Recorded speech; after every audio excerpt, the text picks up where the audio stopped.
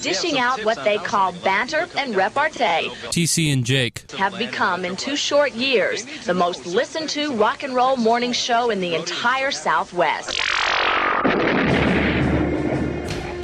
Welcome in, folks. I'm under the impression Snowmageddon is here, is upon us. So we've got to do this from 2 locations. But it does mean you didn't have to leave Grapevine, which gives you extra time to check out that Warhammer store. Have you seen it yet? Yeah, I have not, and I still don't really know what it is. So I'm not going to Google it. This is going to be the version of Boyhood with Dan. I'm just going to continue to ignore the entire... I don't care. I don't play Warhammer. Like, Dan likes Boyhood, as do I. It's a great movie. But I want you to keep asking me about it and me to continue to have no idea what it is. That's where I'm at. We could possibly arrange that. Yeah, 2 parties willing to buy in. I thought you were going to say that because I'm in Grapevine, although I guess this would have been closer to you, I could have tried to get on the case of this man who killed himself in front of Beth's house. What now? One of our faves. Beth Van Dyne? Yeah. Someone killed themselves in front of her house? Not just somebody, bud. Yesterday at 3:45, a 55-year-old man named Chris Dillard, who was Van Dyne, and I've heard Van Dune, but I'm going to go Van Dyne. Uh-huh. He was Van Dyne's communications director for her campaign from November 19 to April 20. Oh, no. Jesus. Yeah. That's a bad look.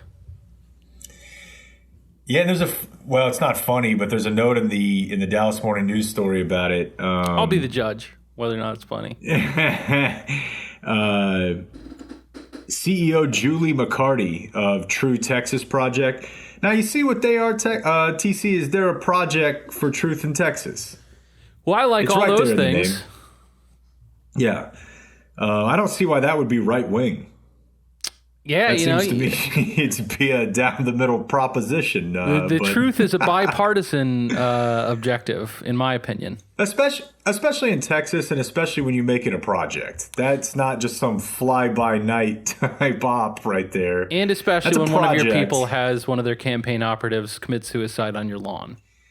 We're getting to that. Yeah. CEO Julie McCarty of the right-wing, questionable, True Texas Project said in an email statement she was, quote, devastated by the passing of our good and faithful friend and patriot, arguably the most popular activist in the Metroplex and well beyond. And there's more, but I just wanted to stop right there and say that that's you. I'm that's most popular? Most popular activist in the Metroplex and well beyond. I mean, I don't know if we want to just compare Twitter followers. I haven't looked, but I would be willing to reckon. I don't know that I'm an activist. You're the most popular. I'm a jack of all trades. I am popular. Can't deny that. I mean, the truth in Texas, people understand that. Dude, you know about GOTV. That's true. You know about beating the block up, okay? That's a 101 course. The next quote. Buckle up. I know people will make assumptions and think they know what went wrong. I urge you to resist doing that and just celebrate a life well lived. Well, actually, I was not going to do that. But, well, let's leave that alone for a minute and just say, I don't know that you even needed the I know people will make assumptions and think they know what went wrong, because I wasn't even thinking about that, Julie. But since you've cracked the door... Yeah, no, her assertion that I'm going to... for some assumptions. She thinking that I'm going to automatically feel like I know what's going on here. No, I would say that I greet this with a great deal of mystery in my heart. I would hope that Truth in Texas can cure some of that for me. Give me the innocent explanation for why your campaign operative killed himself on your lawn. Just, personal problems that had nothing to do with his former boss and the fealty that he potentially swore to her. Maybe he was left out of, maybe he was like Trump's doctor. You know, he was promised a lot of backpats in the form of professional escalation. Maybe they're just trying to run a game on me, but I really kind of think that campaign staff to office staff is I don't think that works in exactly the way that people seem to think that it does. There's a lot of people that just stay campaigning. Yeah, so you're saying when they told you no, like even if we win, man, and then when they lost, they were like, or when you lost, really. Mm-hmm, doesn't make you less popular, but it doesn't make you a loser. That the fact that you didn't get any spot on, whatever the next thing was, which I don't know what it was. You're saying you think that was? They were like, no, this is totally normal. Write about a sandwich for me. We absolutely never had conversations about it at all. Like there was no who's gonna kick ass at this part of it. Who gets this job like that. That just did not occur. So it remains quite unclear to me if anything would have been on the offer. And I don't know, like I kind of think it's weird. Like I would have felt a little slimy, is like a payback kind of thing. I mean, on the one hand, I would feel somewhat underqualified because I hadn't done the job before. On the other hand, in a counterfactual where we won, like I hadn't done that job before either. Now I'm mayor bitch. So, who knows what I can't do? Maybe the Truth in Texas project can answer that one too. I mean, they handle all truth in Texas. Is that what's the name of the project? What is their name? Am I getting it right? Yeah, Texas Truth Project. Yeah, so their domain is any kind of truth in Texas. True Texas Project, which is basically the same. Yeah. So I'm going to have a lot of appeals to them, because that's a wide mandate. I also find it a bit, if I will demeaningly say cute, that you're using as staffing with people who haven't done the job before as any sort of dissuasion from staffing those people in the political game, be it municipal, federal, or anywhere in between. Yeah, fair enough. Just I would have wanted Scott to be the best mayor in the history of Dallas, and that's going to take more than just the slipshod hiring practices that others may employ, such as the president. You're an honorable man. You don't want this to be like I don't even know if this is true. He just talks like this, like Matt Rule, who's like, yeah, I'm bringing all my boys with me from, all the way from San Angelo to Temple to Waco to Raleigh, Carolina. Like, yeah, that's great, dude. Maybe there's a reason none of those other guys have been hired elsewhere. Yeah. But it worked out for them. What'd they go, 5-11? But they're building. That's the thing. Look at the first year in Temple and the first year in Baylor. Now, the good thing here... Keep pounding.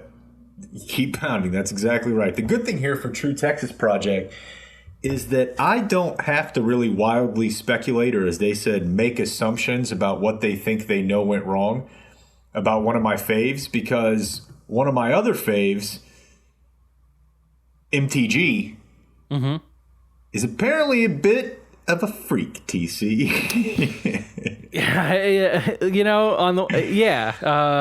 Oh no, we're not allowed to kink shame because she's right wing. Like, man, come on.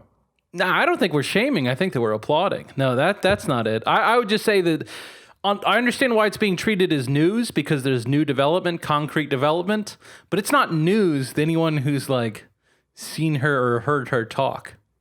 I was going to say, without seeing her talk, I've just seen her, working it. So a fling with a tantric sex practitioner, that I absolutely, I can see that from Marjorie. Yeah. Don't let that go to waste. The thread I saw of the New Yorker guy, just I don't think it was the main thing, but he was just thrown on oh, by the way, she did meet a dude at CrossFit who previously featured in porns, and they definitely did it. He was like, but this isn't gossip because she says she's a Christian. All right, walk me through. We're at the starting blocks. I'd like to get to the ticker tape, but I'm going to need a little bit of guidance through the route.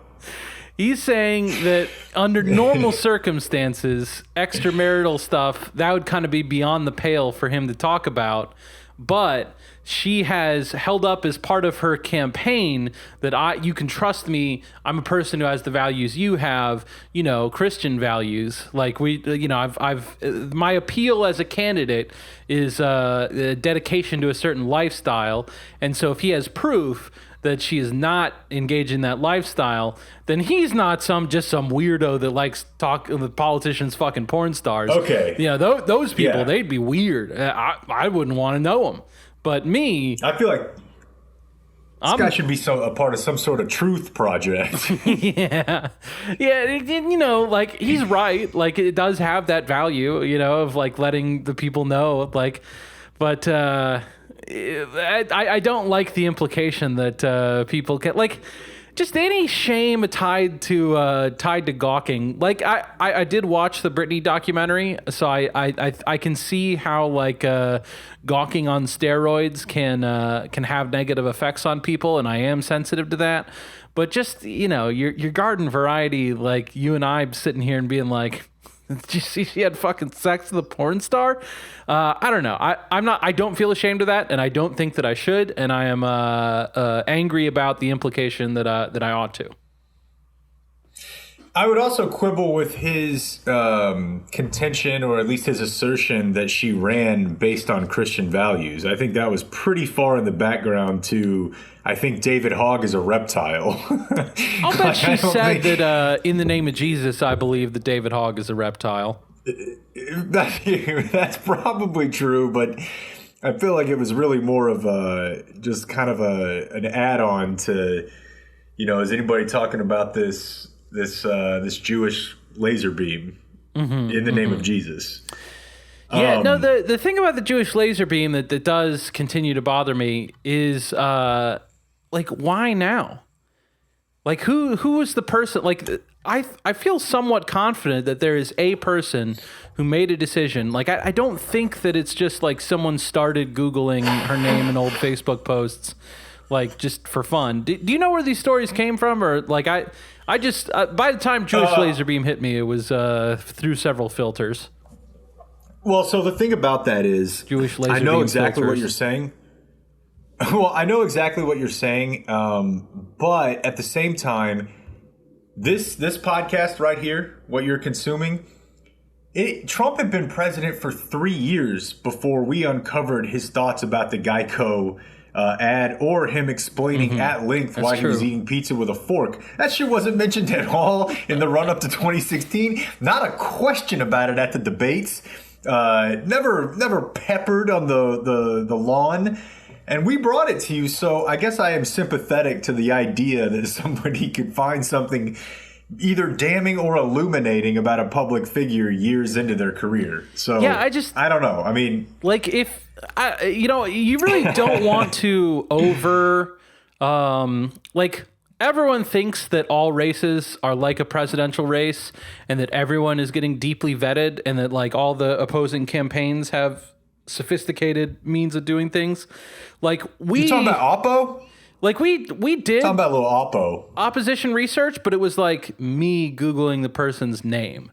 And once we made the runoff, there was an extensive conversation about like attempting to hire someone and pay some money to like get this done, but ultimately we didn't. Like we were pretty constrained on money. It was better spent other places, we judged. I don't know. There's a lot of complicated factors, but so I'm not sure that like a race in rural Georgia is guaranteed to draw. Like Marjorie Taylor Greene's campaign, I'm sure could pay for opposition research, but the other people in the Republican primary, I don't know who they were. So I don't know that they like definitely had the cash for that, but I think that they did. It seems likely enough, and clearly someone did because this got out. So I think that you probably find those posts. it's possible that like a regular citizen just like went through them, screenshotted them, and sent them to whoever broke this story. But it seems more likely that someone has had a file that they didn't see fit to use until now when she's been in Congress for a while. Like I don't know. It's a weird thing. The timing of it, just to have like it reads like an Oppo dump, Jake, and to have an Oppo dump when someone's not campaigning. I have more questions. Yeah, I mean, at the end of the day, none of it would have mattered if it were done when she was campaigning anyways, So did you read that story about her Democratic challenger? I guess not.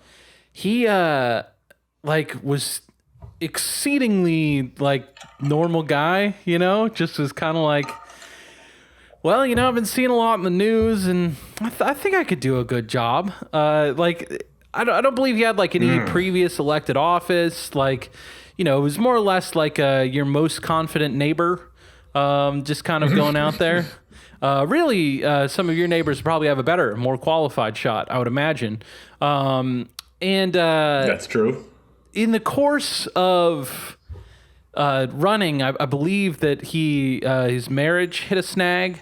And so there was basically that because of like the brand of crazies that she was drawing out, and the way that those sorts of people talk about the Democratic Party, like it's not in like a benign kind of way. It's like they're coming to steal our babies, and we got to make sure that they don't by striking first. He like dropped out, left the state, like fucking got out of there. Yep. I do remember this now. The affair was with someone possibly affiliated with his campaign, right? But it was I feel like it was that. Maybe not, but it was an affair. Yeah, I don't know. I think so, yeah. But it seemed like more it was just forefronting. Like, I don't know. There was a lot going on. Oh, it was texts. Huh? It was text, I'm pretty sure. I'm pretty sure that his contention was it never escalated beyond, like, sexting. Okay, yeah. But I'm pretty sure that's what I remember it, and yeah, he got canned for it. It just seemed like it seemed like one, there was a lot going on in his life, so the race was not the only thing, but two, just that like the whole thing seemed to just kind of fucking tear him apart. Like that he just kind of was listening to Pod Save America. I don't know if he was a Pod Save America listener, and hearing them be like, if you got the good values, run for something. And he was like, yeah, I think I will. And then he was just ripped limb from limb by the process. Dude, not everybody's built like DJT and MTG, And she had a very similar. Maybe this is why people didn't find it either. I don't know. But I mean, zone flutter of the highest order. Yeah. Like, that's just countless hours of stuff you would have to pour through. And at some point, you're like, everyone knows this woman's crazy. Like, do I need to keep going to the, like, load 100 more entries tab? Like, I've done this twice. Like, what does it matter? Like, everybody knows most of this stuff. But, the Jewish laser beam was probably it certainly was the one that picked up the most memeable status out of all the insane shit that she said. But I mean, it's just such an easy little bite-sized piece, just rolls off the tongue. Jewish laser beam. Yeah, it's got that sci-fi intrigue plus anti-Semitism. Two of the most popular themes you could have. History says. I'm pretty interested in her husband though taking the mantle from George Conway. Like this guy who now, like everybody knows, I just know he's been getting, his wife has been getting publicly boned by guys who do nothing but deadlift and call that a workout for like a decade now. And everybody knows. And he's like, we're gonna work through this. Like, I'm going to be the man on the arm of Marjorie. Yeah. Like, dude, come on. Couldn't be me. I don't get that. I don't think. No, I don't either. But maybe he wants to beat Doug to being the first gentleman. Seems like the price is too high. Yeah, well, he's already paid most of it, though. Maybe that's his thinking. Just wouldn't have paid any of it. Just would have been out of there the first time, you know? Second, if you got extenuating circumstances. You don't want to be inflexible, but after second. And then the I don't know. I don't want to speculate. But I do, I get, like, I like talking about these stories. It is fun to discuss her because she's wild. But it seems a little out of whack. Like, I guess she's probably the craziest congressperson, but like, there's probably some others that are pretty close. And I feel very good that she's not on the education committee anymore. I approve of that change, but I don't know, man. There's a ton of people in Congress, and it's so weird how we kind of like spin the wheel to like focus on, you know, whichever one right now. Like, you know, Lauren Boebert was in the spotlight, you know, the week before that or whatever. Like, I don't know. Yeah, I would ideally like to, you know, I wish that the fellow voters of the country didn't send these kinds of people into Congress, but it's a large country and we do have a lot of Congress seats, so I do view it as fairly inevitable. And I'm not sure that it's like proportionally, it's not the worst thing in the world. I don't think it's making giant problems that we just kind of pick one at random and then be like, can you believe this? But it's not giving people like an accurate, balanced understanding of our government or the world or anything else. Yeah, no, that's very true. I think probably people are mostly interested in, are they the first or a blip of their kind? And, you know, what we really need is a pretty long article comparing her to AOC. And just how they're kind of the same thing for the left and the right. Oh, Jesus and then fucking Christ. We can let people decide on their own, you know, kind of if whether or not there are any holes in that comp, because that's something that I feel like the discourse is really whiffing on right now. Yeah, no, I don't see the relate. I mean, I guess they are both in Congress. They're both Americans. They're both human. The 3-letter thing. Yeah. They both have a I think middle, what you're missing is they have a first, middle, and last name, each of which start with a letter. I think what you're missing is in that they're both basically each side of the spectrum just as far and out there as firebrands. You know, I think that's really I just don't really feel like that's true. I don't think that AOC has said anything that I would say is like obviously false on the merits, especially about like a news story or something. Like, you can disagree with her analysis of whether or not the Green New Deal would have the effects that she says it would. I tend to think that she is mostly correct, but like, that's a matter of debate. You can have a debate about whether or not wildfires are started by Jewish space lasers, but it just feels like a different deal than being like the Green New Deal is more effective than, you know, the merit support. I think you misspoke there whenever you meant to be referring to Alexandria Ocasio-Smollett. Who was it that broke that out? I don't know. I saw it trending and shot myself in the dick with a staple gun and then closed my computer and went about my day. No, it was someone that was like, yeah, I'll tell you what I call her. I always like whenever people explain or, you know, introduce a big nickname. I'm going to look it up. You talk about whatever you were going to talk about. Well, I know you're really just super excited to talk about the national anthem. Nope. Next topic. I kind of am, but only in the sense of a way where I really don't want to talk about it on the radio, because I don't have much energy for it, and I just don't really think it's the place. But I have been thinking about it a whole lot, but I just don't know. I don't know, TC.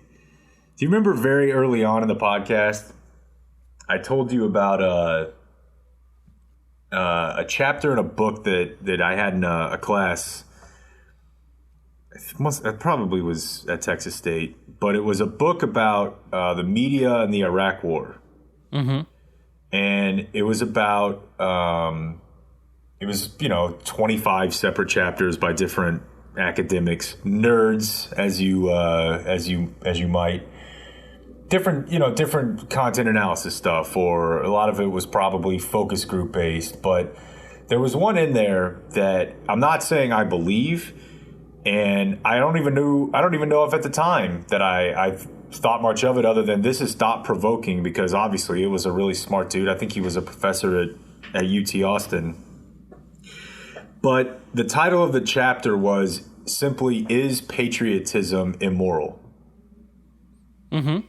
And the simple fact that I was so mad when I first saw the title of the chapter, even as like a 20-year-old, political science student, probably tells you all you need to know about how we internalize and process our upbringing as it relates to our relationship with state and country. But it was really interesting. And as I've heard people talk about the anthem over the last couple of days, it does seem that for the most part, it does come back to, if you're on the side, and I don't even know if it's a side, but if your opinion is, I really appreciate hearing the national anthem, whether it's at a sporting event or really anywhere, because that's a moment for me to stop and be reflective on how appreciative I am to live in this country. And related to that, it typically does seem to be how fortunate and appreciative I am to live in this country because of the largely military sacrifice that precipitated the society that we have, right? You don't often hear a lot of people who are disagree like, with the framing, but yeah. But you know what I'm saying, though? Like, yeah. Usually if you're thinking about how much you appreciate and are thankful to live in this country because of the society we have, it strikes me that you very rarely hear people say, and in those times, I'm thinking about like Ralph Nader or, really anybody who's not related to the military. Yeah, like, our freedom exists in the way that it does, because of geographic and economic advantages and a real appetite and willingness to kill Indians. So, I guess that then goes into the military stuff a little bit, but that doesn't seem like the conflicts that they tend to forefront whenever talking about the history of the military. It seems to me it's primarily World War I and World War II when you hear people talk about this. Yeah, and even then, a bit of a bank shot. Man in the High Castle is a fine series. I don't know that there was actual appetite. I mean, Japan was doing their best, but I think that they would have happily settled for Hawaii or something. I tend to agree with Abraham Lincoln that we're not going to get got. Well, maybe, it's a big ocean. And it wasn't so much. And again, I don't know. I don't know if there's anything wrong to thinking about your family or, just your heritage of fighting in those wars and how it relates to what you enjoy as a pretty good life and standard of living for a lot of people in this country. But it always makes me think but there are a lot of people in other countries whose militaries fought valiantly, allies of ours, and they enjoy a great degree of freedom and standard of living. And if you were simply born there, your patriotism would be elsewhere. So pretty much there's a number of ways to boil it down to just saying, well, yeah, I'm happy for sure that I was not born in a authoritarian regime with no stability. But there are a whole lot of countries that you could group in with us as being fairly free and open and having a pretty serious, distinguished military history. If you're going back to the first part of the 20th century, if I were just born somewhere else, I'd be like, yeah, I think God Save the Queen rules. But the mere fact of saying I'm just proud to be from here and not adding in, well, you're mostly proud to be from here because you were born here. And then you get into the deal of, well, what if there are people who say, and again, hypothetical here, what if there are people who say, well, I'm not proud I'm from here? That's like actually considered a reprehensible and immoral thing to say. People, if you went on cable news and started espousing those opinions and you really leaned into it, you'd probably be fired.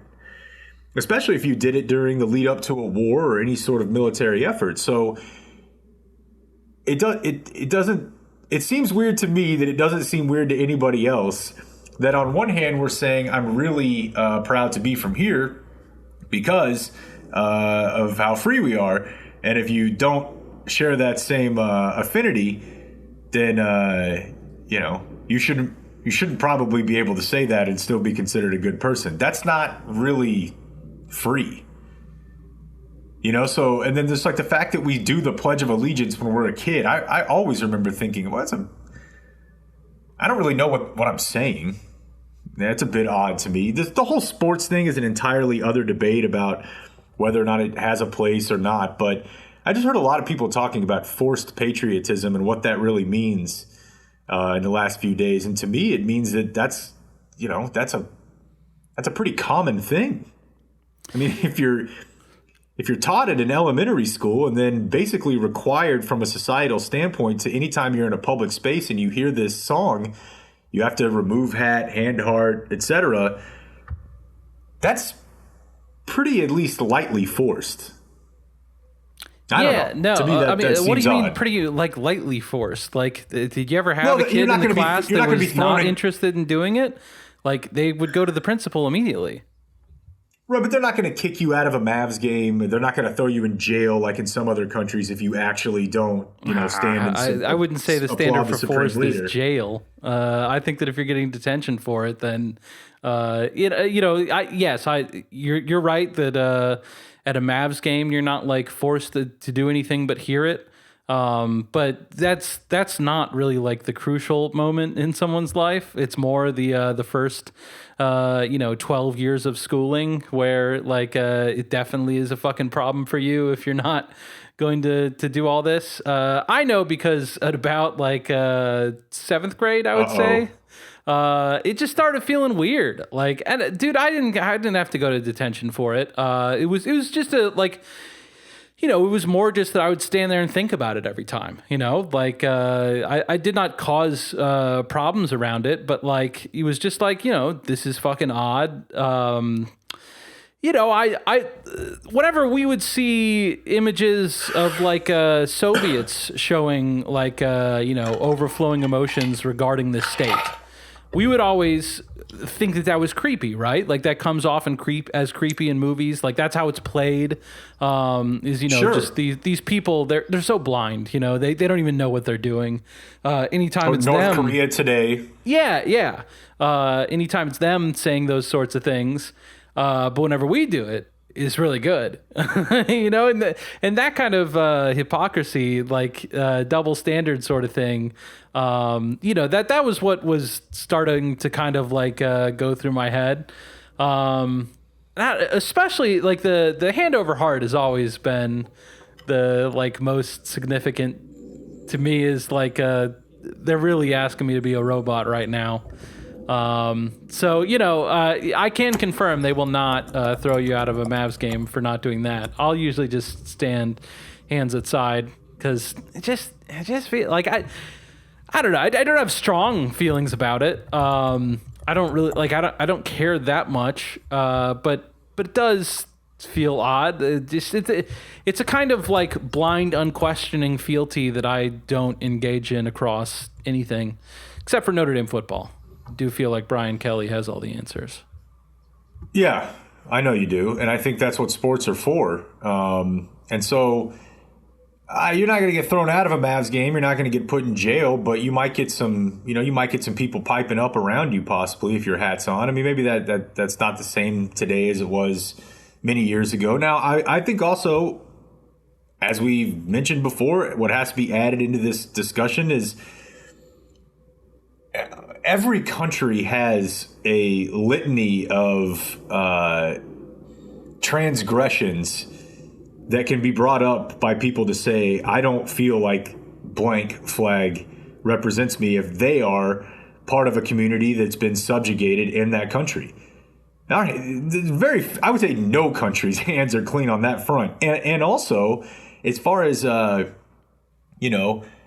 hegemonic empires go, I believe the United States has, at least in recent times, had a pretty relatively and comparatively solid record as far as not like just doing nothing but murder, plunder, with absolutely no regard for anything, even like, even not being so, at least they're not naked about it. I mean, I don't know. You look at just like the last 1,000 years of history, and America could have taken you're a right lot. that Britain was always doing something worse than this. Like whenever it was their turn on top, that is true. But like, the things that have gone on in Yemen up until like a week ago are pretty bad. Yeah, no, it's a lot of it is bad. But and then you could also just talk domestically, and I think that's where a lot of the stuff with the Mavs come from, is players who say I don't feel the same affinity for this based on the way that my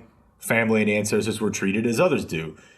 So, I guess that's it. It's just I think a lot of people say, because every single conversation I've heard about this in the last 4 days has had the preface of, now listen, I love my country. I'm proud. I'm proud to be an American. I mean, it's not that. But to me, that feels like something that people say, everyone says, without really thinking, like, what do you mean by that?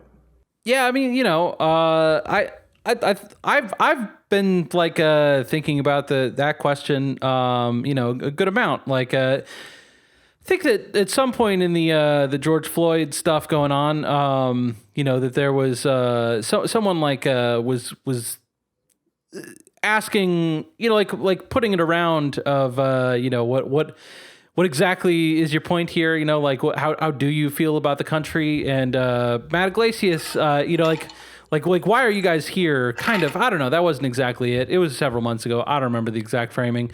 But his response was like, there's a lot of great restaurants near me. Like that is a somewhat unique feature. Like it's becoming more so that, but like in a place like Britain, like that there is plenty of Indian food in Britain, but there's not Tex-Mex. You're mostly stuck with British food, and like that fucking blows. That is true. I don't know. I would say that I don't like feel like a lot of pride either way, because I do think that there is a complicated history of good and bad, like that I do believe, and have often said on the podcast, and I'm echoing the point that you made a minute ago, that we are the most responsibly behaved superpower that has ever existed.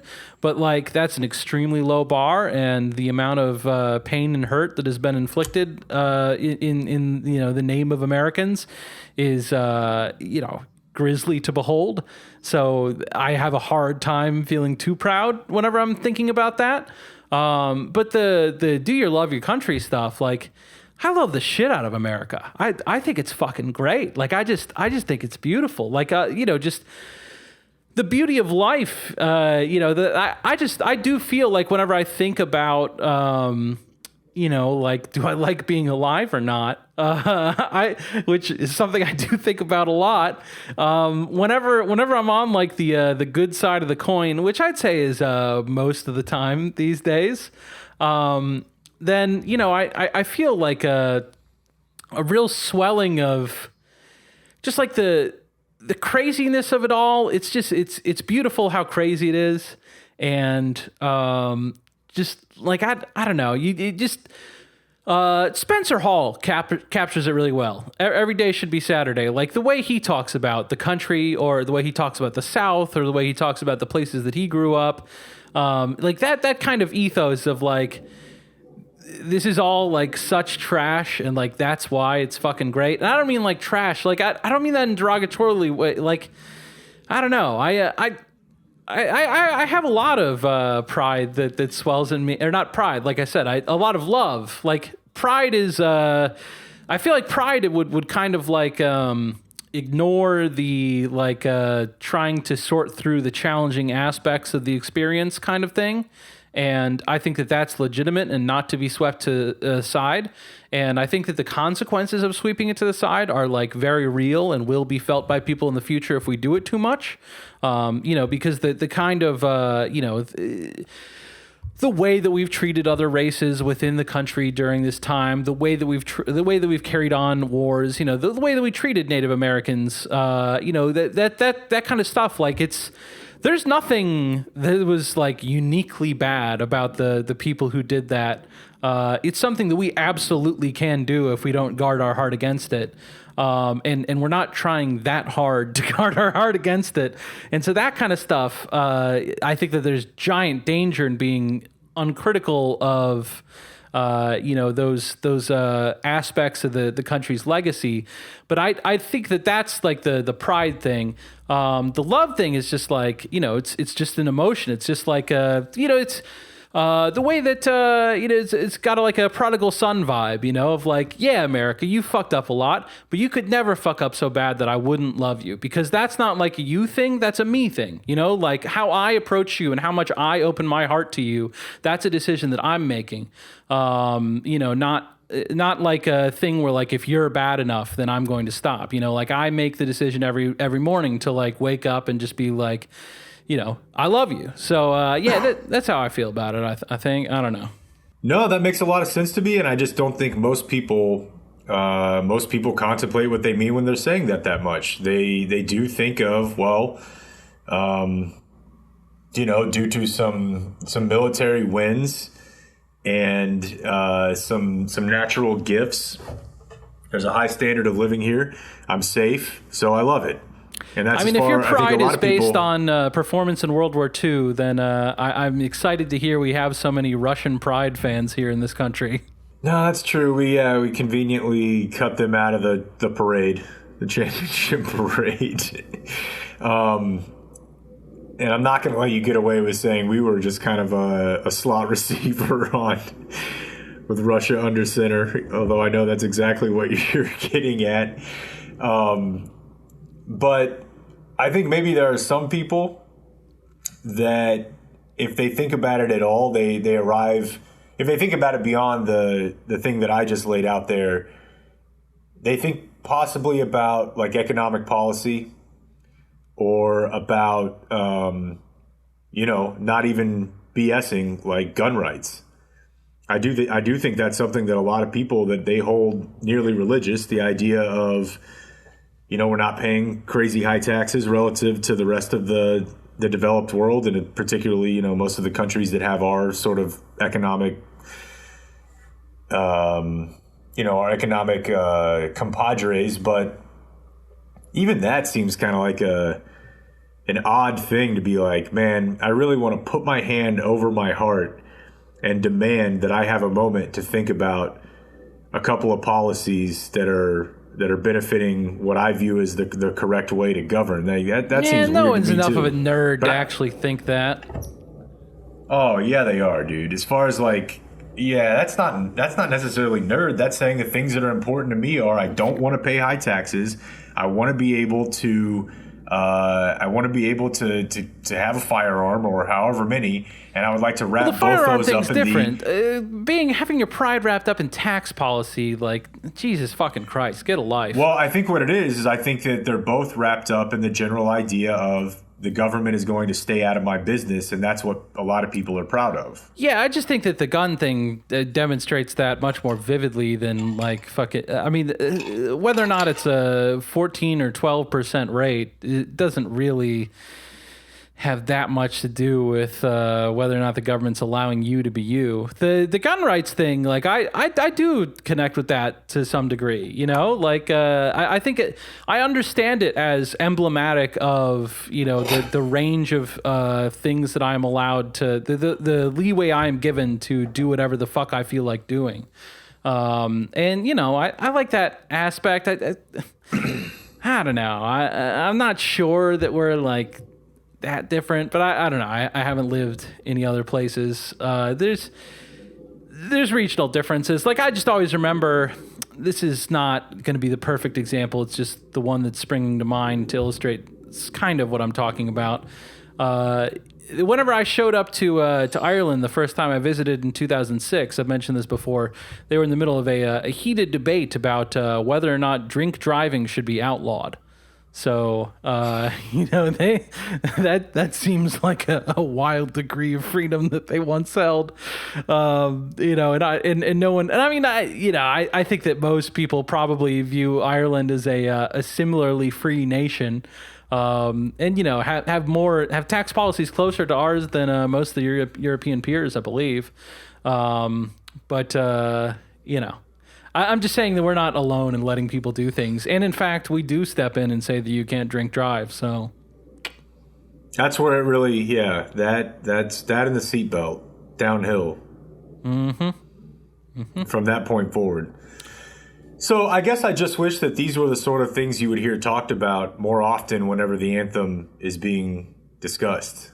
And I just wish they really wouldn't talk about it. I wish that the fact that we have to play it before sporting games is so annoying. Like, whatever. Why don't we just recite the whole penal code before every game? I mean, you could at least do the Bill of Rights. All of I think that would at least be just do all of it. Every government document, just the recitation. At Notre Dame, they do read the preamble to the Constitution while the band plays. It's pretty dope. Of course they do. But you're trying to, you got power now, so you're going to try to rewrite that, right? The preamble to the Constitution? The whole thing. I like it. I like the preamble. It's good as is. I don't know. I don't have any. What are you talking about? We lost. Well, you've just been you've been highlighting. The Catholics are power. back on top. Yeah, we do need to write the Pope into the Constitution. No doubt about that. I mean, just out of respect, he's the highest, closest authority to God. Do you think Amy Coney Barrett has the best chance of getting to the bottom of the whole JFK thing? Is she trying? No, I just think now that you're back on top, now that you've got some momentum, you might be able to actually... This is our first shot at it. Well, I'd say it's more of a Biden deal. This is the first time that we've had it, been at the top of the power triangle to be able to fully direct things, to go and figure out what exactly did occur. That'd be good. That's what's so tough about Lauren Boebert and Marjorie Taylor Greene not coinciding in office with Trump. Because you start building a little momentum there. We might have gotten the Epstein shit. We might have gotten, what's up with Bill Gates? Now that he's got some allies, but the fact that they didn't overlap at all in office, that's the true tragedy, That's the thing, is that Q understood, we need both. We need to work together here. Yeah. Never got a chance, It's too bad. They haven't had a chance to work together yet. What were we told about, there's a British Trump thing? Yeah, a British Trump TV. What was Justin telling us? Thing. Yeah, just the BBC's putting out a documentary. I was not as plussed as the gentleman who sent it to us because BBC. I don't care what they're going on about. Things that are important to British people, probably. But it was they've collected a good amount of frank discussions of other foreign diplomats about I think that they're just going to have a behind the music of every time he was at a global summit. Just the people being like, yeah, it was wild. He rolled up in a suit that was made out of Diet Coke cans. And also, he was really never able to, at any point, shake my hand in a way that made him feel like a human. He walked into the meeting and he had I don't know. I think I'm interested in that. An entire roll of toilet paper. You could see it out the top of his pants, but confusingly also out the bottom. Yeah, but then he ripped it off, and as we were walking by an outdoor basketball court, he hit from 33 with perfect form. Okay, Scaramucci, get out of the documentary. You weren't invited here. Held the shot. All right, well, that's all I got. I don't know if you got anything or what you want to talk about. I'm out of topics, so now we can do the traditional reading of the pledge at the end of every It's Just Banter episode. Nah, dude, fuck the stars. I mean, no, I'm done. This is the end of the podcast. complete horseshit, man. Yeah, like no one the fucking Rangers asked you. Wanted to get in there too. Like it's like whenever you're like having a dispute with the teacher, like where like you have like some fucking principled objections to make here about like the whatever's being said in class, and then someone just fucking from the side is like, "Miss, I think you're doing a great job." Shut the fuck up, Tim. I'm talking. Like, yeah. No one Completely cares, unnecessary. dude. You love the. We weren't asking if you love the flag. Go fucking fuck the flag in the privacy of your own home. Like from the organization owned by a goddamn Canadian. We're at war with you, fucker. Like I hope you don't love it too much because we're fucking coming. Anyways. All right. Happy Snowmageddon. Thanks, man. I'll see ya. That's it for tonight. The high school special is next, so until tomorrow, for everyone who's been a part of this one, I'm TC and Jake. We do thank you for watching. Good night.